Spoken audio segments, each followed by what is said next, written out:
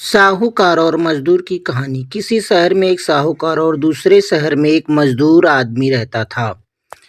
साहूकार वह साहूकार था जिसका कर्ज बहुत से मनुष्यों पर लदा हुआ था, जो कि पूर्व जन्म का था, जिसका हिसाब कई जन्मों में लेना था। दूसरा मजदूर उसी साहूकार के वहां नौकरी करने किसी के जरिए से पहुंच गया।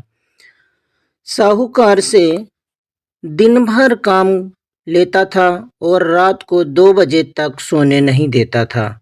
इतने पर भी मजदूर को 3 बजे तक जगा देता था और सुबह उसे बुलाकर बहुत बुरी तरह डांटता था।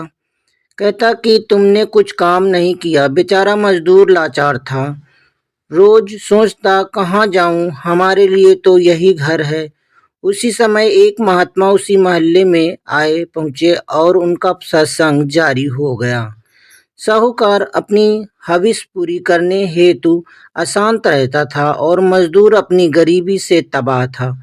दोनों अपने अपने मर्ज में फंसे थे। सुना कि पहुंचे हुए महात्मा आए हैं, हर मर्ज की दवा देते हैं। मजदूर गरीबी दूर कराने पहुंचा और साहूकार यह इच्छा लेकर पहुंचा कि हमें धन प्राप्त हो जावे। यह भाव लेकर दोनों महात्मा जी के पास पहुंचे। पहुंचते ही महात्मा जी सत्संग में बोले कि सुनो प्रेमी जनों, लेनदार और देनदार असाध्य मरीज आ पहुंचे हैं। महात्मा जी के सत्संग में लाखों की भीड़ होती थी।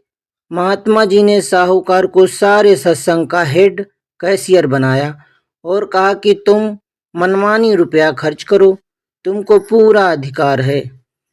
और मजदूर से महात्मा जी ने कहा कि तुम हेड कैशियर के साथ रहना, जो वे कहें उसको करना।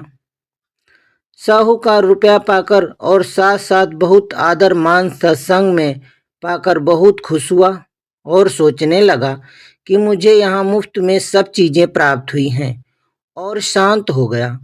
मजदूर सोचने लगा कि मैं अपने मालिक के साथ हूँ, हर प्रकार का मुझे आराम है।